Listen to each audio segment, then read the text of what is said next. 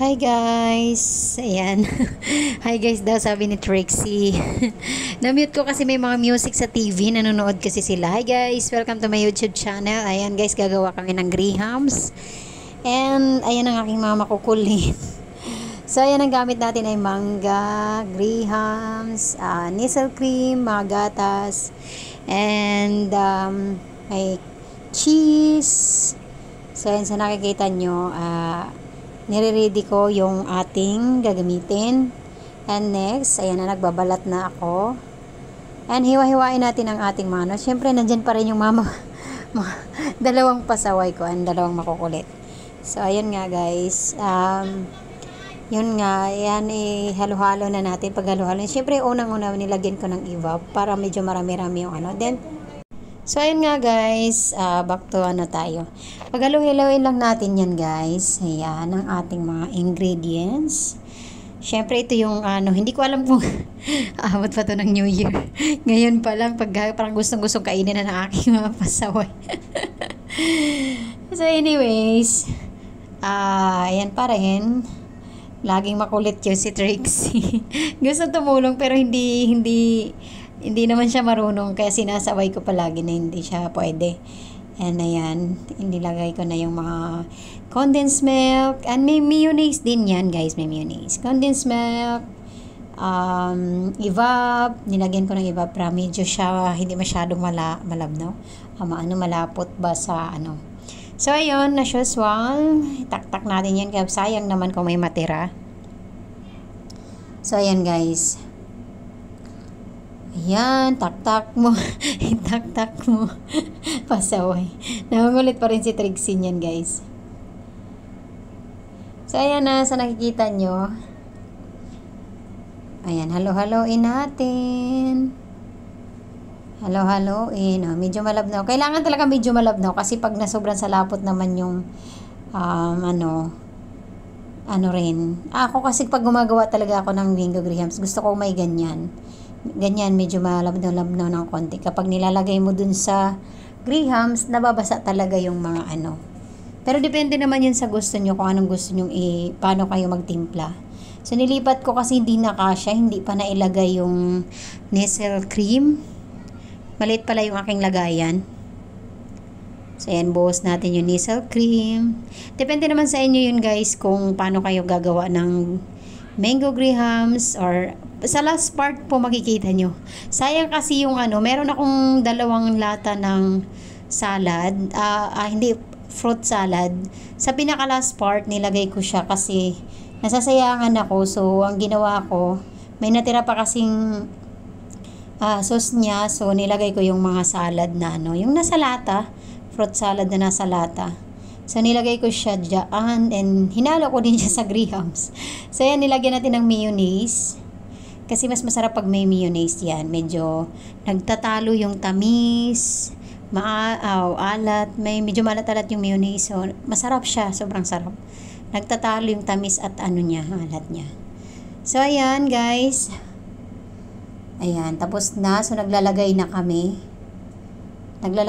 dyan. Ihilira mo lang yung mga Hindi ako nakabili ng yung durog na grahams. Dapat pagka ilagay mo yung cream, lalagyan mo na yung mga durog-durog. Hindi ako nakabili kasi kanina pumunta kami Pure Gold. Wala na kasi doon, nagkaubusan na yung grahams. So, pumunta pa ako dito sa may isitan namin, banda. Wala na rin doon yung durog na grahams. Yung powder na siya na pag ilagay mo yung sauce ng lalagyan mo siya ng powder, ganun. Wala na kasi, kaya ayan lang, mangga, ganun lang, patong-patong lang siya. And then, ayan, hanggang sa makabuo ka ng Tapos pag tumigas naman na yan, masarap naman na siya kasi magdidikit na yung niya, magdidikit na yung cream, and magdidikit na yung mga mango, tapos yung So, ayan guys, tagal ko nang hindi nakagawa na itong mango graham. Siguro mga ilang years na ba? Ilang Pasko na rin na hindi ako nakagawa ng mango grahams. Ngayon ulit, 2023. So, ayan, 2023 ako ulit nakagawa. Medyo may kamahalan din kasi yung mga ingredients. Diyos ko po, yung, alam mo yung all-purpose cream, ang magkano ang isa nun is, nasa ano na siya, 50 plus. 59 ba yun? And yung, oh, 49 pala. Ay, hindi, 59 pala. Tapos yung mga gatas and yung mga ano pa, ibang range.